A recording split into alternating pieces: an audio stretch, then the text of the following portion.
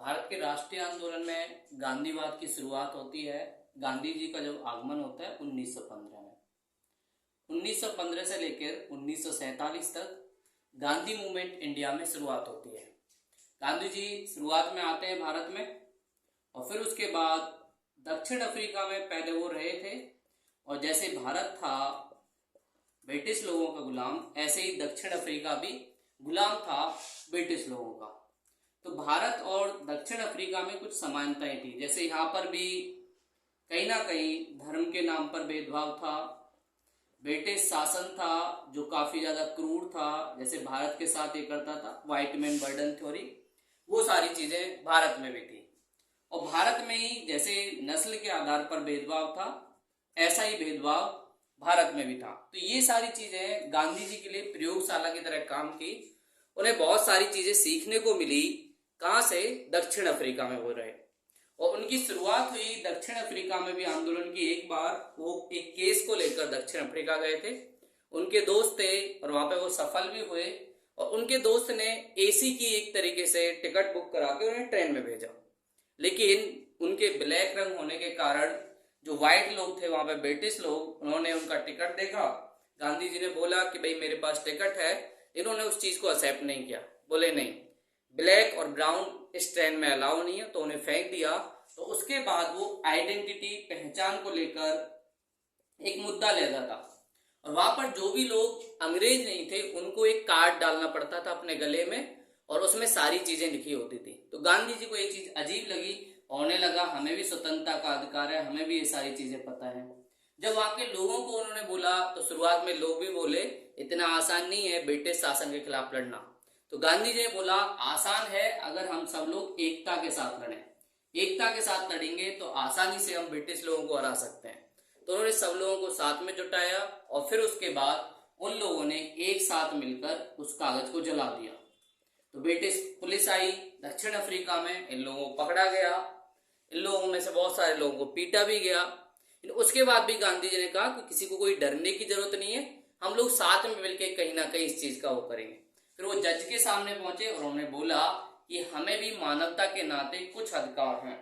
अगर ब्रिटिश लोग identity card या पहचान पत्र नहीं रखते तो हमें ऐसा करने के लिए क्यों कहा गया है, हमारे साथ भेदभाव क्यों होते हैं। और उसमें गांधी जी की जीत हुई। ये पहला मूवमेंट था जो गांधी जी ने दक्षिण अफ्रीका में जीता।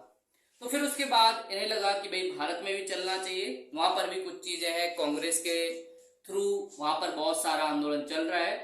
तो गांधी भारत में आते हैं, लेकिन शुरुआत में ये ज्यादा जानते नहीं है किसी को, और मिलते हैं गोखले जी से। गोखले जी जो थे वो इनके गुरु थे, और शुरुआत में जो कांग्रेस की स्थापना हुई उसके एक फाउंडर भी गोखले जी थे। तो इन लोगों ने मिलकर कहीं ना कहीं ये सारी चीजें की। और भारत आते ही गोखले जी से इन्होंने पूछा अपने गुरु जी से कि मुझे क्या करना चाहिए। तो उन्होंने पहले बोला पहले अपना देश घूमो, आराम से देखो, अपनी संस्कृति जानो, अपना कल्चर जानो, उसके बाद तुम्हें कुछ करने की जरूरत है। तो 2 साल तक लगभग गांधी जी घूमते रहे, अलग अलग संस्कृति, अलग अलग तरीके के लोग, अलग अलग भाषाएं, इन्हें पता चला कि हमारे देश में कितनी विविधता है। ये सारी चीजें जब इन्हें पता चली, फिर उसके बाद ये कांग्रेस के एक सम्मेलन में शामिल हुए। इन्हें मौका भी मिला कि थोड़ा सा स्पीच दे लो, लेकिन गांधी जी बोलने में इतने अच्छे नहीं थे। तो थोड़ा सा 15-20 मिनट में बोलते हैं और उसके बाद फिर कहीं ना कहीं वो थोड़ा स्पीच नहीं बोल पाते हैं। फिर वो उनको कोई नहीं, गोखले जी बोलते कोई नहीं, अगली बार आप ट्राई करना। तो ये सारी चीज उनके साथ। यहीं पर उनसे एक और पर्सन मिला, एक किसान मिला जिसका नाम था राजेंद्र शुक्ल, और ये थे बिहार के चंपारण से। और यहाँ के किसान परेशान थे ब्रिटिश की नील की नीति को। ब्रिटिश लोगों ने अपनी कृषि नीति के तहत भारत में हमारे किसानों को मजबूर किया कि वो लोग कहीं ना कहीं नकदी फसल उगाएं। और उन नकदी फसलों में से एक फसल थी नील। और नील की खेती क्यों जरूरी थी? क्योंकि ब्रिटिश के वहां औद्योगिक क्रांति चल रही थी और उनके कपड़े की रंगाई के लिए उन्हें जरूरी था कि उन्हें नील मिले।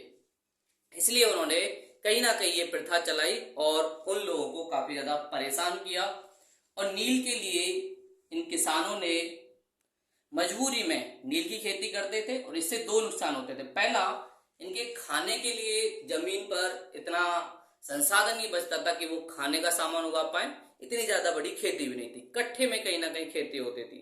और ये लोग बोलते थे कि अगर आपके पास 8 कट्ठे का एक खेत है तो 3 वाले हिस्से पे आप लोगों को नील करना है। और नील का एक और नुकसान, इससे कहीं ना कहीं जो जमीन है वो भी क्या हो जाती थी, बंजर हो जाती थी, ये भी नुकसान होता था। तो शुरुआत में गांधी जी ने राजेंद्र शुक्ल से मना किया कि अभी मैं इतना बड़ा लीडर भी नहीं हूँ और मुझे ज्यादा पता भी नहीं है, पता नहीं कौन सा इशू है। गांधी जी नहाने गए तो राजेंद्र शुक्ल सामने, गांधी जी खाने जाए तो राजेंद्र शुक्ल सामने, कांग्रेस की बैठक में जाए तो राजेंद्र शुक्ल सामने, सर चलो सर चलो। फिर एंड में गांधी जी बोले ठीक है हम चलते हैं। तो गांधी जी ने हमारे जो पहले राष्ट्रपति थे राजेंद्र शुक्ल, उनके काफी दोस्त थे, क्लोज थे, वो भी वकील थे, उनसे पूछा कि भाई सच्ची में क्या प्रॉब्लम है। तो उन्होंने बोला हाँ प्रॉब्लम तो है। तो फिर उसके बाद गांधी जी चंपारण गए और चंपारण में जाकर किसानों के समर्थन में बहुत सारी भीड़ जुटी और गांधी जी ने और उनके दोस्तों ने मिलकर सत्याग्रह किया, चंपारण सत्याग्रह। और इसमें गांधी जी की जीत हुई। 1917 में गांधी जी की पहला सत्याग्रह था जो भारत में चला और फिर धीरे धीरे ये हमारे देश में फेमस होते चले गए। और फिर उसके बाद इन्होंने कांग्रेस के अंतर्गत बहुत सारे और मूवमेंट भी चलाए, जैसे सविनय अवज्ञा आंदोलन, असहयोग आंदोलन, भारत छोड़ो आंदोलन, ये भी उसी मूवमेंट का एक पार्ट हुआ करता था। तो ऐसे गांधी जी ने किया। और हमें एक सिंपल भाषा में अगर क्रोनोलॉजिकल ऑर्डर में कई बार पूछा जाता है क्रम से लगाने के लिए, तो उसमें एक चीज याद रखना कि सबसे पहले गांधी जी जब भारत आए तो उन्होंने केक खाया। सी का मतलब चंपारण, ए का मतलब अहमदाबाद।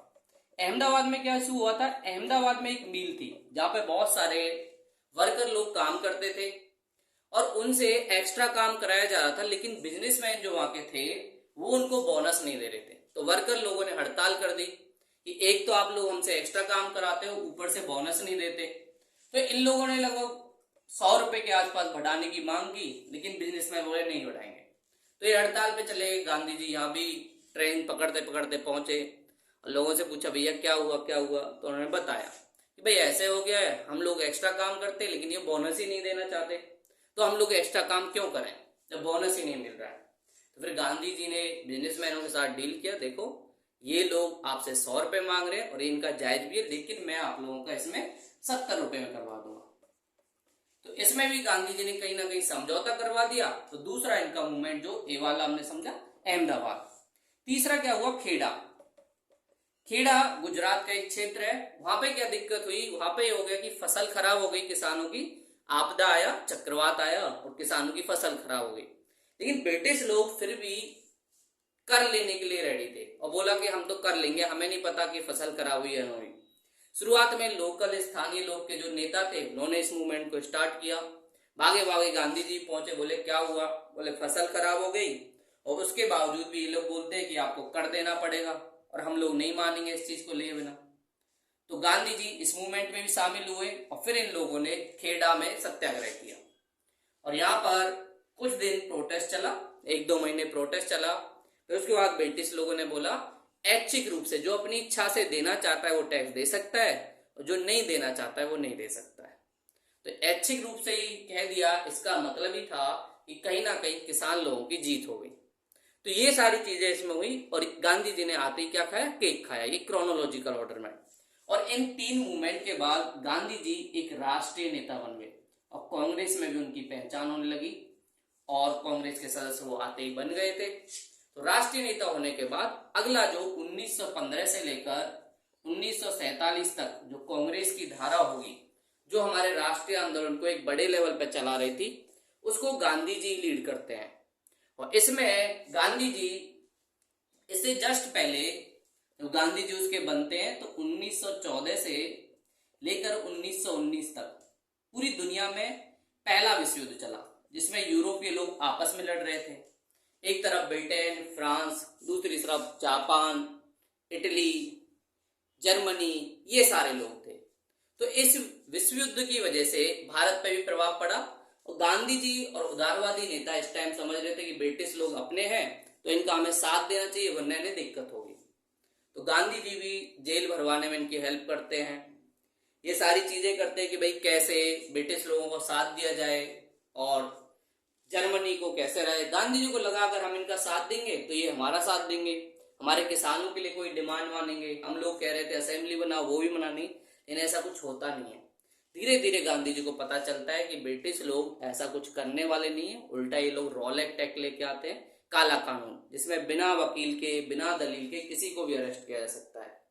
इससे हम लोगों पर काफी ज्यादा बुरा इम्पैक्ट पड़ा। और फिर 1919 में इसी काले कानून के विरोध में कुछ लोग जलियांवाले पार्क में थे, वहां पर वो विरोध कर रहे थे, उनके एक नेता को अरेस्ट कर लिया था रॉलेट एक्ट के थ्रू।